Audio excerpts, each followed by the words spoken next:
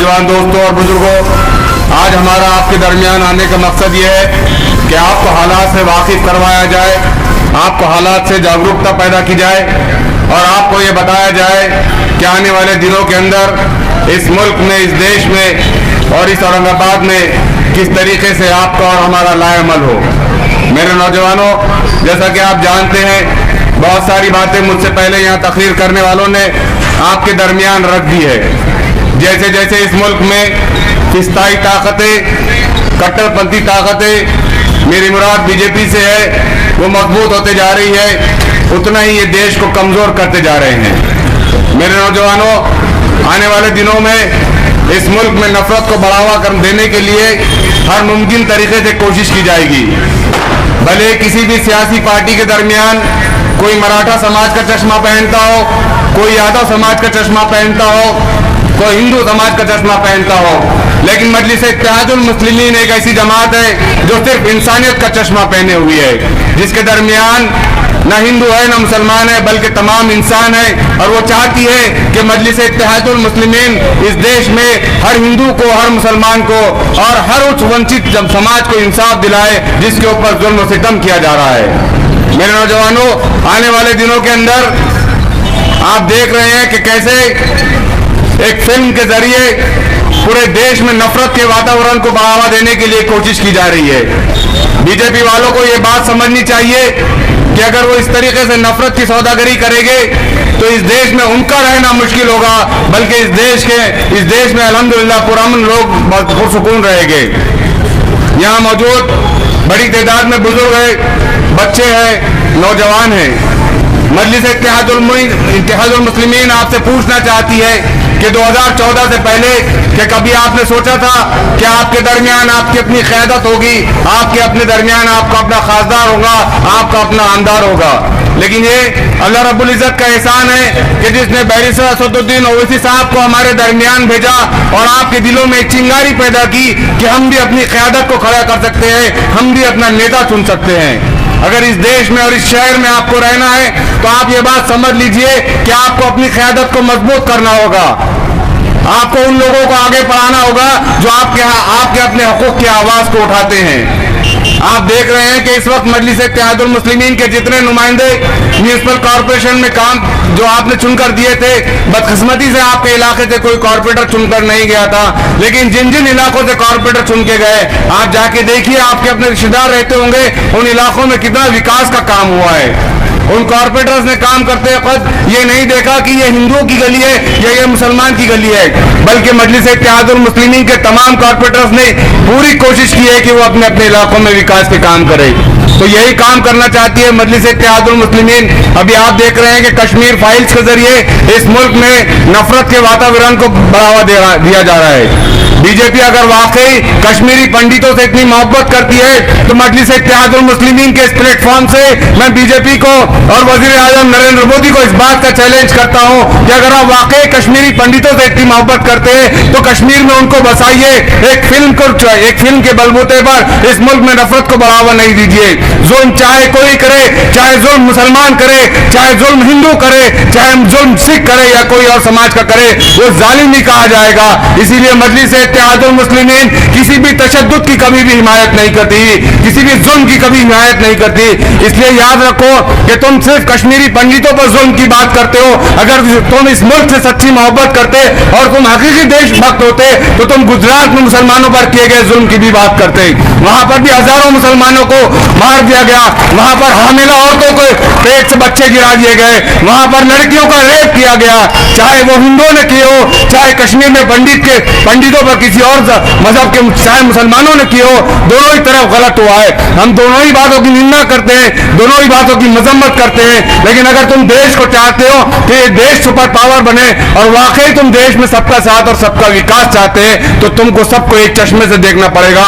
और मेरे नौजवानों, वो चश्मा सिर्फ मजलिस इत्तेहादुल मुस्लिमीन के पास है जो आपके खिलाफ होने वाले हर जुल्म और नाइंसाफी के खिलाफ आवाज उठाते हैं। बहुत सारी बातें करने का वक्त फिलहाल नहीं है, इसलिए कि हमारे और आपके दरमियान हमारे कायद जनाब डॉक्टर अब्दुल गफ्फार कादरी साहब बैठे हैं। हम उनको सुनना चाहते हैं, उनसे कुछ सीखना चाहते हैं। आखिर में बस यही बात कहूंगा कि इस वक्त यहाँ पर कुछ पोस्ट डिस्ट्रीब्यूट की जाएगी। मेरी मुजीब पटेल साहब से दरखास्त है कि आप गारखेड़े में मजलिस से लोगों को जोड़ने की कोशिश करें। विरोध में भी अगर कोई है, आपकी मुखालिफत में भी कोई है, तो आप उनके साथ बैठिए। मजलिस इत्तेहाद का दूसरा नाम है, मजलिस मोहब्बत का दूसरा नाम है, मजलिस इंसानियत का दूसरा नाम है। इसीलिए आप ज्यादा से ज्यादा लोगों को जोड़ने की कोशिश करें, सभी समाज के लोगों को जोड़ने की कोशिश करें, इसलिए कि आने वाले दिनों में ये इत्तेहाद मजलिस इत्तेहादुल मुस्लिमीन के आप जब कॉर्पोरेशन इलेक्शंस में अपना इत्तेहाद बताएंगे तो हम आपसे वादा करते हैं इंशाल्लाह कि आपकी गलियां भी, आपके रोड्स भी, आपकी ड्रेनेज लाइन भी और आपका वाटर सिस्टम भी मजलिस इत्तेहादुल मुस्लिमीन की जिम्मेदारी होगा कि वो इंशाल्लाह बेहतर से बेहतर बनाने की कोशिश करेगा। मुझे यहाँ पर आप लोगों ने बगौर सुना, इंशाल्लाह फिर कभी तफसीली मुलाकात होगी, आपसे गुफ्तगू होगी। मुझे यहाँ पर इज्जतों से नवाजा दिया, उसके लिए बहुत बहुत शुक्रिया। जज़ाकल्लाह खैर।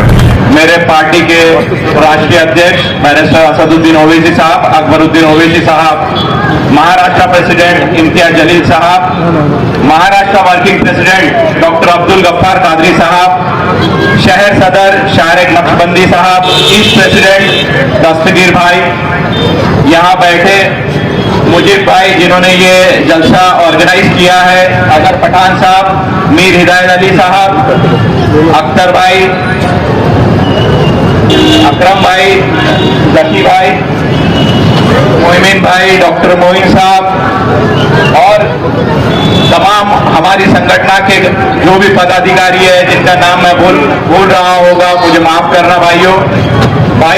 आज जो हम यहाँ जमा हुए हैं वो हालत हाजरा पे बात करने के लिए।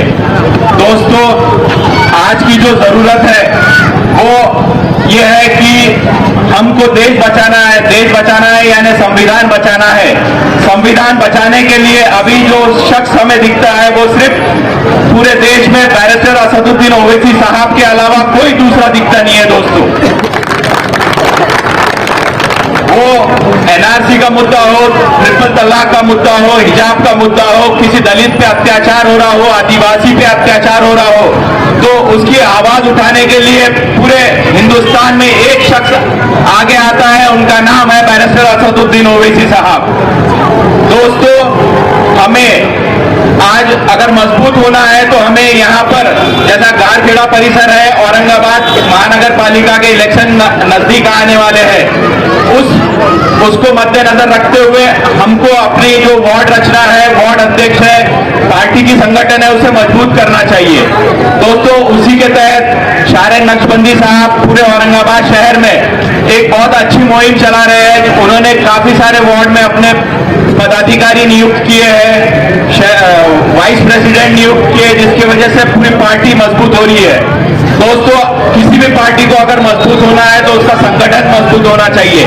जैसा कि पदाधिकारी, जैसा कि वार्ड अध्यक्ष के नीचे बूथ अध्यक्ष के नीचे वार्ड की जो यादी होती है, यादी पे काम करने वाले लोग, तो आपको मैं इसी चीज से रिक्वेस्ट करता हूं कि आप अच्छे तादाद में मुझे भाई जैसे हमारे यहाँ के जिम्मेदार हैं, आप उनसे जुड़िए, पार्टी को मजबूत कीजिए और मजलिस को कामयाब बनाइए। जय भीम, जय भीम। एक हो जाए तो बन सकते हैं मुर्शिदों मोदी, वरना इन बिखरे हुए तारों से क्या बात बने।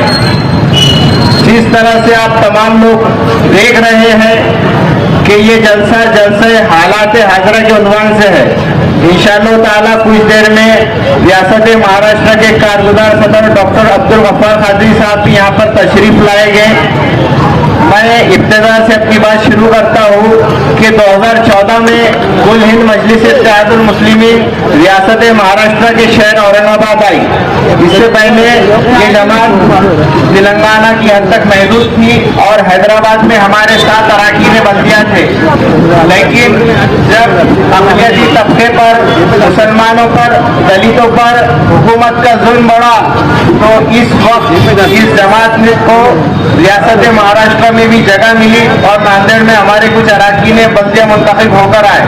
फिर नांदेड़ से ये जमात शहर औरंगाबाद में आई और आली जनाब इम्तियाज जलील साहब की शक्ल में एक रुकन असेंबली शहर औरंगाबाद में रियासत महाराष्ट्र को दिया। उसके बाद आप तमाम लोगों ने देखा और हल्का मशरिक से ये हल्का जिसमें आता है डॉक्टर अब्दुल गफ्फार कादरी साहब, इन्हें जो है तो चंद वोटों से शिकस्त हुई और 60,000 वोट इन्हें मिले। मगरिबी हल्के की सीट में भी मजलिस ने जो है तो 35,000 के करीब वोट ली। तो आप तमाम लोगों ने देखा कि किस तरह से नामो निहाद सेक्युलर पार्टियां, चाहे वो कांग्रेस हो चाहे राष्ट्रवादी हो, ये किस तरह से मुसलमानों का हमेशा से इस्तेसाल करती आई है। और जब वक्त 2019 का लोकसभा का आया तो ये लोग कहने लगे कि अरे तुम लोग वोट काटने के लिए खड़े हो, तुम तो बीजेपी के वोट कटवाओ, तुम तो शिवसेना के वोट कटवाओ। इलाहाबाद लोकसभा की सीट भी मजलिस इत्तेहादुल मुस्लिमीन के हिस्से में आई। और मैं आपको ये बात बताता भी चलूं कि मजलिस इत्तेहादुल मुस्लिमीन को ये लोग कहते हैं वोट कटवा है, बीजेपी बुला रही है। 2019 में हमारे कौमी सदर बैरिस्टर असदुद्दीन अवैसी साहब ने पूरे हिंदुस्तान में 550 सीटों में से सिर्फ 3 सीटें खड़ी की थी, जिसमें से हमारी 2 सीटों पर कामयाबी हासिल हुई। परसेंटेज के हिसाब से देखा जाए तो 66% के करीब मजलिस इत्तेहादुल मुस्लिमीन को कामयाबी मिली। इसके बाद हमारा कामयाबी का सफर चलता ही पड़ा और इसके बाद हमने दुनिया से और दुनिया के अलावा मालेगांव से 2 अराकीन बल्दिया, 2 अराकीन असेंबली मुंतखब करके दिए। इसके बाद ये कामयाबी यहाँ पर नहीं रुकी, हल्का मशरिक में भी 80,000 के करीब वोट मिले। 80,000 वोट बहुत ज्यादा होते हैं, कुछ लोग तो 40,000 में आमदार बन जाते हैं। ये तो हमारी बदकिस्मती है कि चंद वोटों से ये सीट हमारी रह गई, लेकिन इंशाअल्लाह ताला वो दिन दूर नहीं जब हल्का मशरिक से डॉक्टर गफ्फार कादरी साहब विधानसभा में जाएंगे। स्टेज पे तशरीफ फरमा महाराष्ट्र कारगुजार सदर जनाब डॉक्टर अब्दुल गफ्फार कादरी साहब, शहर सदर शारिक नक्शबंदी साहब, कारपोरेटर विकास येड़गे साहब, मीर हिदायत अली साहब, मोइन साहब और इस जलसे को रखने वाले हमारे हर दिल अजीज मुजीब पटेल साहब। शहर औरंगाबाद के हालात जिससे आप सब वाकिफ हैं कि इस मुल्क में क्या चल रहा है। इस मुल्क में हुकूमत द्वारा इस मुल्क में जहर घोलने का काम शुरू हो गया है।